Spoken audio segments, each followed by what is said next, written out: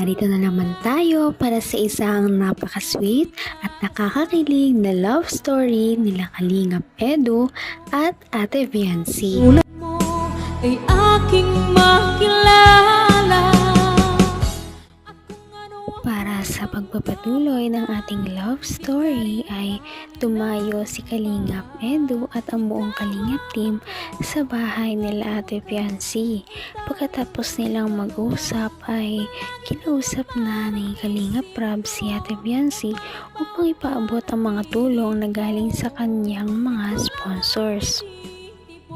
Dahil nga paparating na ang nalalapit na birthday ni Ate Viancy, dumadagsa na nga ang mga sponsors sa pagpapadala sa kanya ng mga financial assistance para sa kanyang birthday party at iba pang mga gastusin. Dahil dito, napakarami talagang nagpaabot sa kanya ng tulong at ito naman ay pinagpasalamat din talaga ni Viancy kahit medyo nagulat siya sa mga dumarating na tulong. 15, 16, 17, 18, 19, 20. Bro, ang dapat maabonan dito, si JJ, ma-birthday na to eh. Cameraman. 15 yan. 1, 22, 23, 24, 25, 26, 27, 28, 29, 30.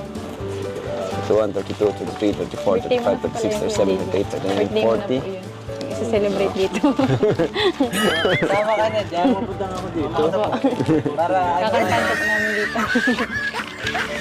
Ayan. Ay, grabe naman. Tinan mo naman. Si Javi, guys. Si Javi. Nay, ito, Nay. Bagong gising yan. So, kumusta po kayo, Nay, Tay? Kumusta po ang buhay-buhay? kahit mahirap ay nakakaraos pa. Ayun. Oo. And yun nga po, kanina pag-usapan namin ni Viancy na ang bilis ng panahon, no? Mga 17 na siya. At sige lang, mga 17 na si Viancy tapos ngayon, unang-una siya. Kamay na kita mahal. Nagulat si Ate Viancy sa laki ng pinadala sa kanya ng kanyang sponsor dahil hindi nga siya sanay sa mga birthday party at pagse-celebrate dahil noon nga ay naglalabandera lang siya para may makain man lang sila ng kanyang pamilya at makatulong sa kanyang mga magulang.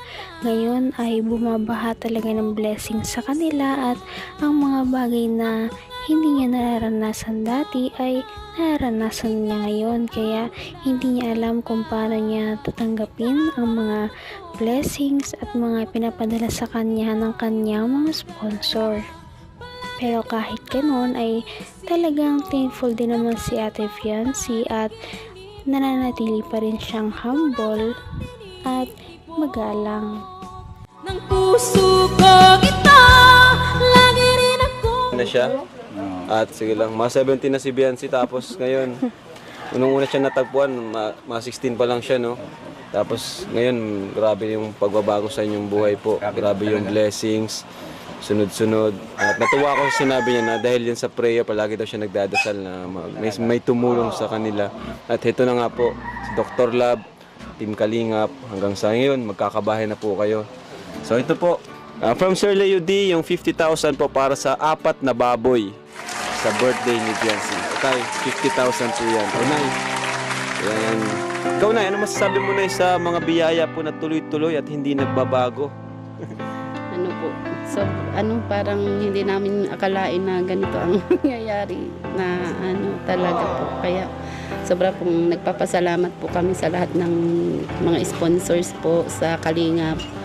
Tsaka lalo-lalo na kay Kuya Ba. Hindi ko naman akalain na hindi ko rin inaas. Grabe, kahit medyo matagal pa ang birthday ni Ate Viancy, nagpadala na ang kanyang sponsor ng kanyang panghanda sa birthday.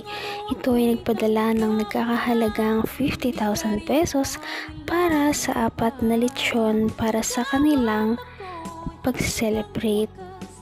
Nagulat ang mama at papa ni Viancy sa blessing na ito dahil ngayon lamang sila nakatanggap ng ganito kalaking halagang pera na pwedeng igastos lamang sa birthday ni Ate Viancy dahil dati ay halos wala silang magastos o makain sa pang araw-araw, paano pa kaya ang mga birthday ng kanilang mga anak? Kaya naman natuwa sila dahil may mga ganito nang mangyayari sa birthday ni Ate Fiancé na minsan lamang mararanasan sa buhay niya. Ano niya, Lalo na kung isipin po natin yung mga dating pinagdadaanan niyo po. Na ano ko nga dati, nung unang kong punta dito, si Biancy nakita ko talagang stress siya. Tapos naghahanap siya ng sideline, yung lalabada. hanap kami na kung sinong gusto magpalaba. Opo. Kaya, pero tinutulungan niya talaga ako. Tapos si Papa niya, sama-sama kami sa ilog. Pero ang masaya, ano yung tulong-tulong po kayo, kahit ganun yung buhay. Sa Kalingap po talaga may nababago po talagang buhay, no? Ito yung Kalingap. Grabe.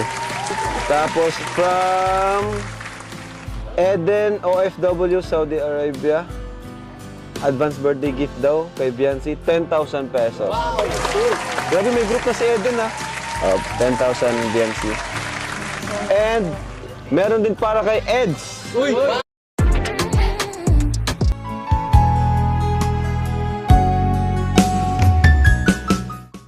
Bukod pa sa 50,000 na binigay kay Ate Fiancé ay may binigay din sa kanya na 10,000 galing naman sa iba niyang sponsor para sa kanyang birthday cake.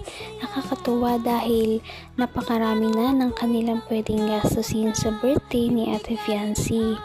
Medyo nagugulat lang sila sa napakalaking halaga at hindi talaga sila sanay sa mga ganito kalaking halagang pera na igagastos sa isang birthday. Ngunit kita rin naman na masaya sila dahil minsan lamang ito mangyari. Todo suporta naman kasi ang lahat ng kanyang sponsor at excited na excited sa birthday ni Ate Fiancé kung ano ba talaga ang magiging kalabasan at ang kanyang mga sponsors ay solid sa pagsuporta sa kanya. Boss Eds.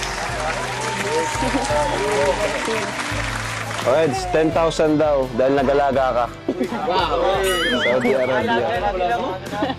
Panggatas na. Eden OFW, Saudi Arabia. Yan. Tapos, papractice na si Eds. Papractice na si Eds, guys.